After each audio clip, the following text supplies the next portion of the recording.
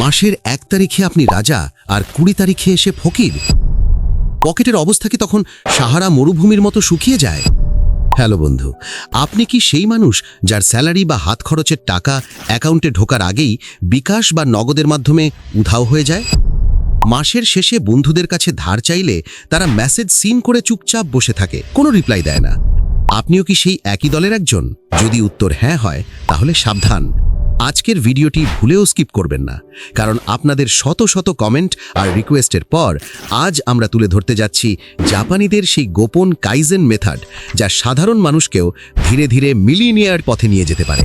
তবে শুনুন, এই ভিডিওর মাঝখানে রয়েছে একটি 30 দিনের সিক্রেট রুল এবং শেষে আছে 1 মিনিটের একটি জাদুকরি টেকনিক, যেটা মিস করা মানে লটারির উইনিং টিকিট পেয়েও ছিঁড়ে ফেলার মতো। আজ আমরা জানব কিভাবে ফুটো পকেটকে টাকার মেশিনে রূপান্তর করা যায়। একটু নড়িচড়ে বসুন, কারণ আজকের পর আপনার মানি ব্যাগের অবস্থা আর আগের মতো থাকবে না, গ্যারান্টি। চলুন একটা গল্প দিয়ে শুরু করি। আমাদের গল্পের নায়ক হলো হাবলু। হাবলু দেখতে আপনার আর আমার মতোই সাধারণ একজন মানুষ। হাবলুর সমস্যা হলো সে টাকা ভালোই কামায়, কিন্তু সেই টাকা তার হাতে থাকে না।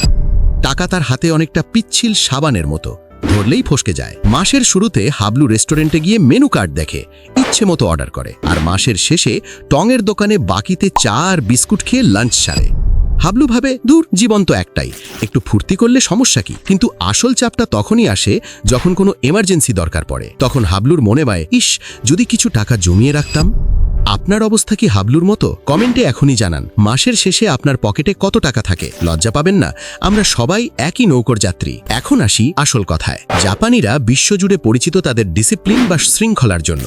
দ্বিতীয় বিশ্বযুদ্ধের পর জাপান ধ্বংসস্তূপে পরিণত হয়েছিল, কিন্তু আজ তারা অর্থনীতির সুপার পাওয়ার। এর পেছনে একটা বড় রহস্য হলো তাদের কাইজেন ফিলসফি। কাই মানে পরিবর্তন আর জেন মানে ভালো, অর্থাৎ ভালো পরিবর্তন। কিন্তু মজার বিষয় হলো কাইজেন হুট করে বড় কোনো পরিবর্তন করতে বলে না। কাইজেন বলে, ভাই, তুমি একদিনে পাহাড় কেটো না, প্রতিদিন অল্প অল্প করে মাটি সরাও। টাকা জমানোর ক্ষেত্রে আমরা কোথায় ভুল করি জানেন? আমরা ভাবি আগামী মাস থেকে আমি আমার বেতনের 50% জমাবো। এটা অনেকটা নিউ ইয়ার রেজলিউশনের মতো, যেটা 1 জানুয়ারিতে নেওয়া হয় আর কয়েকদিনের মধ্যেই ভেঙে যায়। কাইজেন বলে, এত বড় লাভ দেওয়ার দরকার নেই, প্রতিদিন মাত্র 1% উন্নতি করো।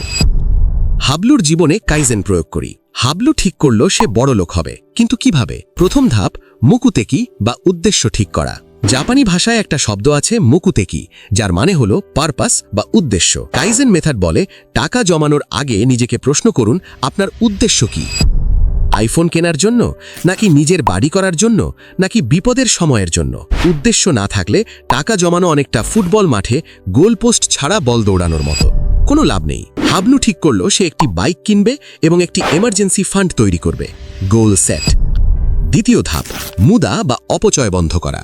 জাপানিরা যে কোনো ধরনের অপচয়কে বলে মুদা। বড় জাহাজ ডোবানোর জন্য বড় বোমার দরকার হয় না, ছোট একটা ছিদ্রই যথেষ্ট।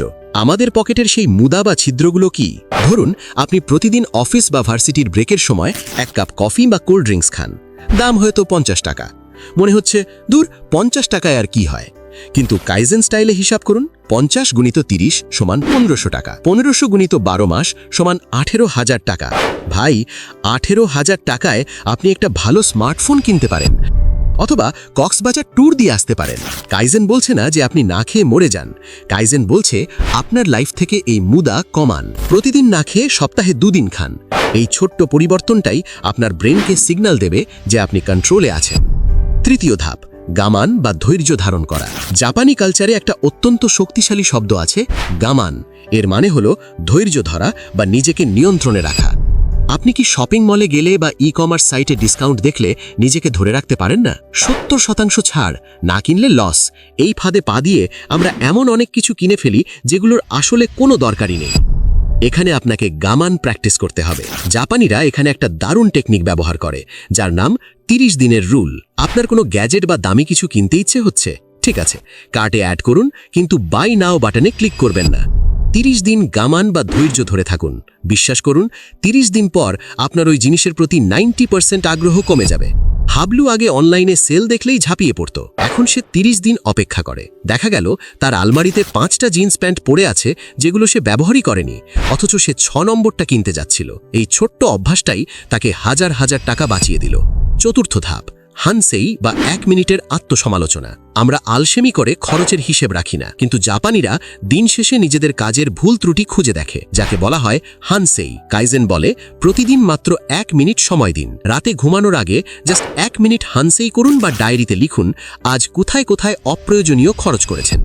রিকশায় না এসে যদি 10 মিনিট হাঁটতেন 20 টাকা বাঁচত। এই ধরনের ছোট ছোট জিনিস লিখুন। এটা যখন আপনি লিখবেন, পরের দিন আপনার ব্রেন অটোমেটিক আপনাকে সিগন্যাল দেবে, দোস্ত আজ হেঁটে যা, 20 টাকা সেভ হবে। এই 1 মিনিটের অভ্যাসটাই আপনার মানি ব্যাগকে হেলদি করে তুলবে। এখন আপনাদের একটা প্রশ্ন করি, গত 1 সপ্তাহে আপনি এমন কি কিনেছেন যেটা না কিনলেও আপনার জীবন দিব্যি চলে যেত? কমেন্টে লিখুন দেখি কার ফালতু খরচের লিস্ট কত লম্বা। পঞ্চম ধাপ, ক্যাশ টাকার সম্মান করা। জাপানিরা টাকাকে অত্যন্ত সম্মান করে। তারা বিশ্বাস করে টাকারও একটা আলাদা মূল্য আছে। ডিজিটাল পেমেন্ট বা কার্ডে খরচ করলে তেমন অনুভূতি হয় না, মনে হয় ভার্চুয়াল টাকা উধাও হয়ে যাচ্ছে। কিন্তু যখন আপনি নগদ টাকা দোকানদারের হাতে দেন, তখন একটু হলেও ভেতরে একটা অনুভূতি কাজ করে। কাইজেন মেথড সাজেস্ট করে হাত খরচের জন্য খামে টাকা রাখুন। ধরুন এন্টারটেইনমেন্টের জন্য মাসে 2000 টাকা রাখলেন। ওই খামের টাকা শেষ মানেই সেই মাসে আর কোনো মুভি দেখা বা আড্ডা দেওয়া হবে না। এটা হাবলুকে অনেক সাহায্য করল। সে এখন ক্রেডিট কার্ড আলমারির লকারে লুকিয়ে রাখে আর চাবিটা দিয়ে দেয় মায়ের কাছে। স্মার্ট মুভ, তাই না? ষষ্ঠ ধাপ, কাকেবো টেকনিকের সাথে কাইজেন। কাইজেন হলো একটি দর্শন, আর কাকেবো হলো জাপানিদের খাতা কলমে হিসেব রাখার একটি পদ্ধতি। এখানে আপনাকে 4টি প্রশ্ন করতে হবে। 1, আমার কাছে কত টাকা আছে? 2, আমি কত টাকা জমাতে চাই? 3, আমি আসলে কত খরচ করছি? 4, আমি কিভাবে উন্নতি বা কাইজেন করতে পারি? এই 4 নম্বর প্রশ্নটাই আসল খেলা। গত মাসের চেয়ে এই মাসে আমি কিভাবে একটু ভালো করতে পারি? গত মাসে যদি আমি 5000 টাকা অপ্রয়োজনীয় খরচ করে থাকি, এই মাসে টার্গেট নেব 4500 টাকায় নামিয়ে আনার, মানে 500 টাকার উন্নতি। বিশাল কিছু না, কিন্তু এই ছোট্ট পরিবর্তনটাই কম্পাউন্ড ইফেক্টে বছর শেষে বড় অঙ্কে দাঁড়াবে।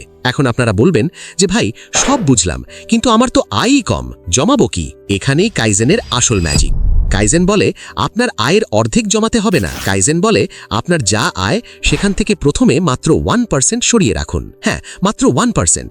যদি আপনি 10,000 টাকা আয় করেন, তাহলে 100 টাকা সরিয়ে রাখুন। এটা খুব ছোট্ট একটা অঙ্ক, কিন্তু এই ছোট্ট কাজটাই আপনার মধ্যে সেভ করার অভ্যাস তৈরি করবে, যাকে জাপানি ভাষায় বলা হয় শুকান। 1 মাস পর এটাকে 2% করুন, তারপর 3%। এভাবে 1 বছর পর দেখবেন আপনি অজান্তেই 10 থেকে 15% টাকা জমাচ্ছেন, অথচ আপনার লাইফস্টাইলেও কোনো বড় সমস্যা হচ্ছে না। হাবলু এই মেথড ব্যবহার করে দেখল, সে আগে ধূমপানে মাসে 3000 টাকা খরচ করত।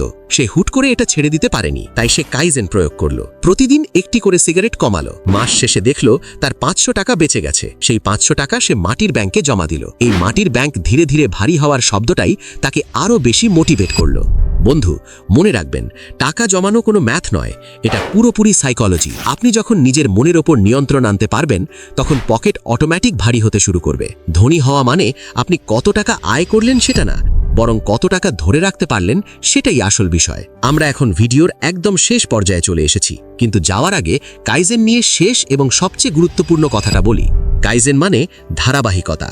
জাপানিরা বলে চিরিমোৎসুমোরে বা ইয়ামাতো নারু, মানে ধূলিকণা জমতে জমতে পাহাড় তৈরি হয়।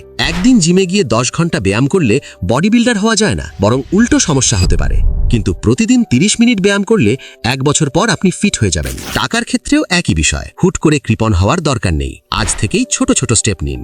আজকের ভিডিও থেকে আপনি যদি মাত্র একটি জিনিসও আপনার জীবনে প্রয়োগ করেন, সেটা কি হবে? 30 দিনের রুল বা গামান, প্রতিদিন খরচের হিসেব রাখা, বা হানসেই, নাকি 1% সেভিংস রুল? কমেন্টে অবশ্যই জানান। আমি প্রত্যেকটা কমেন্ট পড়ি। আর হ্যাঁ, আমরা এই চ্যানেলে এমন সব টপিক নিয়ে আসি যা স্কুল কলেজে শেখানো হয় না, কিন্তু জীবনে জেতার জন্য সবচেয়ে বেশি দরকার। আপনি যদি চান আপনার ব্রেনকে আরও শার্প করতে আর পকেটকে ভারী করতে, তাহলে আমাদের ফ্যামিলিতে জয়েন না করাটা আপনার জন্য বড় মিস।